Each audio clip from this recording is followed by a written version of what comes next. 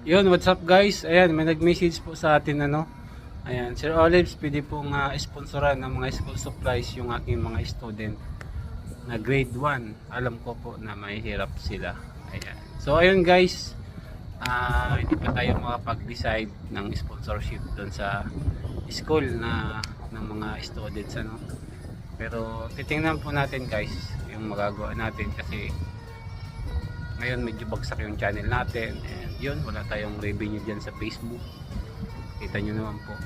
Kaya hopefully sana ay magkameron para po kahit paano mabigyan ko ng tulong yung mga kabataan na mag-aaral dyan.